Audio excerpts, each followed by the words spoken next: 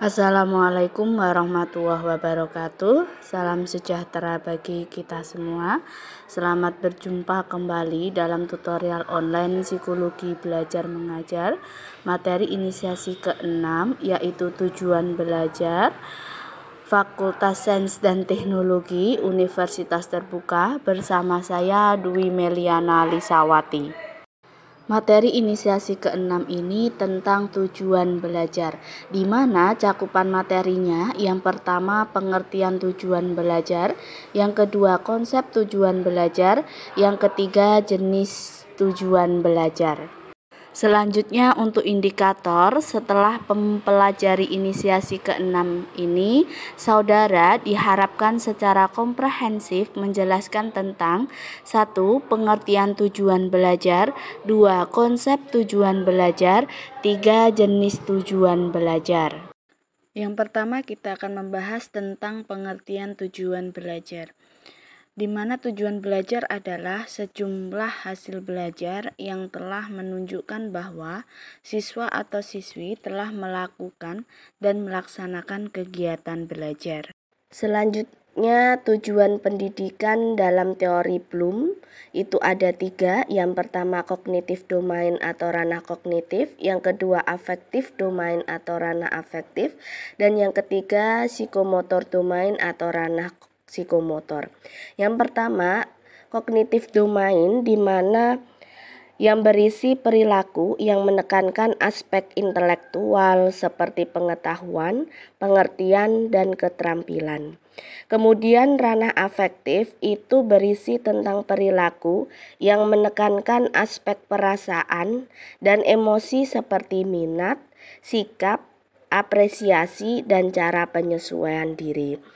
Dan yang ketiga, psikomotor domain berisi tentang perilaku yang menekankan aspek keterampilan motorik seperti menulis dengan tangan, mengetik, berenang, dan mengoperasikan mesin. Sedangkan tujuan belajar menurut Ki Hajar Dewantara, di mana ada beberapa istilah, yaitu yang pertama adalah cipta, rasa, dan karsa, dan juga ada dikenal dengan istilah penalaran, penghayatan, dan pengalaman. Selanjutnya akan membahas tentang konsep tujuan belajar. Ada 8 konsep dalam tujuan belajar. Yang pertama, melatih kemampuan berpikir seseorang. Yang kedua, mengembangkan kecerdasan seseorang. Yang ketiga, melatih kemandirian seseorang. Yang keempat, dapat beradaptasi. Yang kelima, dapat mengolah informasi. Yang keenam, keterampilan sosial. Yang ketujuh, dapat meningkatkan penghasilan. Dan yang kedelapan, punya banyak kebebasan. Selanjutnya, jenis tujuan belajar. Ada 8 jenis tujuan belajar yang harus dilakukan oleh manusia. Yang pertama, belajar rasional, di mana proses belajar itu menggunakan kemampuan berpikir. Kemudian belajar abstrak, di mana proses belajar itu menggunakan berbagai cara berpikir abstrak untuk memecahkan sebuah permasalahan yang tidak nyata. Yang ketiga, belajar keterampilan, di mana proses belajar itu menggunakan kemampuan gerak motorik saja. Yang keempat, belajar sosial, di mana proses belajar memahami berbagai masalah dan cara penyelesaiannya masalah tersebut. Kemudian yang kelima, belajar kebiasaan, di mana proses pembentukan atau perbaikan kebiasaan ke arah yang lebih baik agar individu memiliki sikap dan kebiasaan yang lebih positif sesuai dengan kebutuhan kontekstual. Yang keenam, belajar pemecahan masalah, di mana belajar berpikir sistematis, teratur, dan teliti, serta menggunakan berbagai metode ilmiah dalam menyelesaikan sebuah permasalahan. Yang ketujuh, belajar apresiasi, di mana belajar menggunakan kemampuan dalam mempertimbangkan arti atau nilai suatu objek sehingga individu dapat menghargai berbagai objek tertentu. Yang kedelapan, belajar pengetahuan, di mana proses belajar berbagi pengetahuan baru secara terencana untuk menguasai materi pelajaran melalui kegiatan eksperimen dan investigasi. Selanjutnya, faktor yang mempengaruhinya itu ada dua, yaitu faktor psikologis dan faktor eksternal. Di mana faktor psikologis itu adalah belajar yang merupakan proses kegiatan untuk mengetahui tingkah laku peserta didik. Ternyata banyak faktor yang mempengaruhinya. Kemudian dalam faktor psikologis itu, aktivitas yang dilakukan individu itu lebih spesifik, diantaranya itu ada motivasi, kemudian konsentrasi, dan reaksi. Yang kedua, faktor eksternal itu di mana faktor yang telah disebutkan dalam faktor psikologis, tapi di faktor eksternal itu yang mempengaruhi aktivitas belajar siswa. Di antaranya itu ada lingkungan keluarga, lingkungan masyarakat, dan lingkungan sekolah.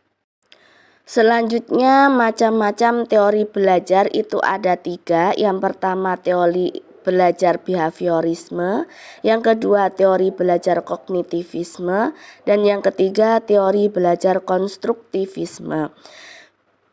Yang pertama, teori belajar behaviorisme itu di mana teori yang dicetuskan oleh Keck dan Berliner tentang perubahan tingkah laku sebagai hasil pengalaman.